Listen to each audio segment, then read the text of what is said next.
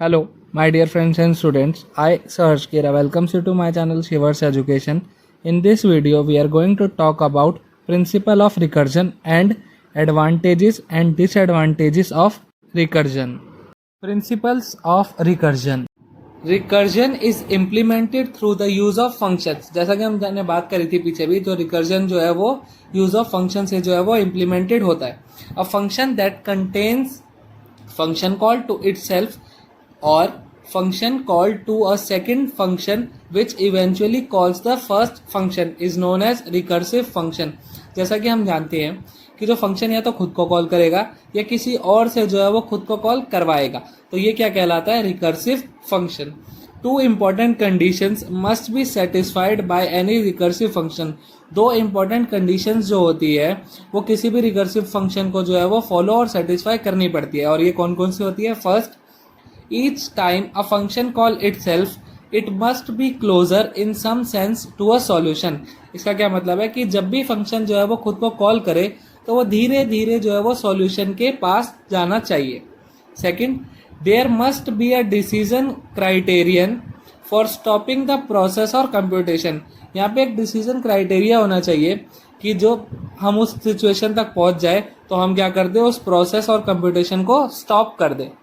For designing the good recursive program, we must make certain assumptions such as. हमें क्या करना है कि जब भी हम कोई गुड रिकर्सिव प्रोग्राम बनाएंगे तो हमें कुछ assumption जो है वो माननी पड़ेंगे. और वो कौन कौन सी है? First, base case. Base case is the terminating condition for the problem while designing any recursive function. इसका क्या मतलब है कि बेस केस जो होता है वो टर्मिनेटिंग कंडीशन होती है. Second, if condition. If condition in the recursive algorithm defines the terminating condition. Third, when a recursive program is subjected for execution, the recursive function call will not be executed immediately. कि जब भी कोई recursive function जो है वो call करेगा तो execution जो है वो immediately नहीं होना चाहिए. Fourth, the initial parameter input value pushed onto the stack. Each time a function is called, a new set of local variables and formal parameters are again pushed onto the stack and execution starts from the beginning of the function using change in a value. This process is repeated till the base condition or stopping condition is reached. जब तक कि हमें stopping condition नहीं मिल जाती तब तक जो है वो ये condition जो है हम बार बार चलाते रहेंगे. 6. Once a base condition or stopping condition is reached, the recursive function calls popping element from the stack and returns a result to the previous value of the function. इसका क्या मतलब है कि जैसे ही हमें जो है वो हमारी बेस कंडीशन और स्टॉपिंग कंडीशन जो है वो मिल जाएगी तो जो स्टैक से क्या होगा, एलिमेंट्स जो है वो पॉपिंग हो जाएंगे और क्या मिलेगा हमें, प्रीवियस वैल्यू पे जो है वो हमें रिटर्न्स हो जाएगा result. 7th is a sequence of returns ensure that the solution to the original problem is obtained.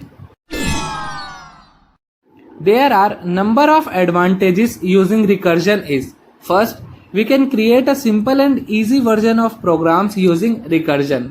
Second, always recursion will be written in the name of recursive definition. It can be translated into C code very easily. Third, we can avoid initialization of variable inside the functions, but iterative solutions are required to be initialized.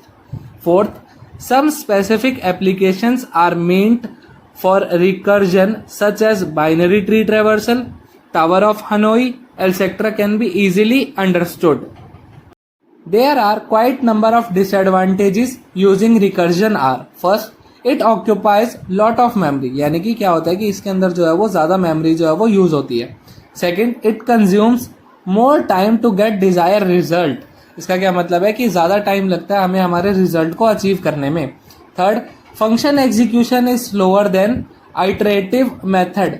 क्या होता है कि function execution जो है वो slower है कौन से मेथड से? आइटरेटिव मेथड से.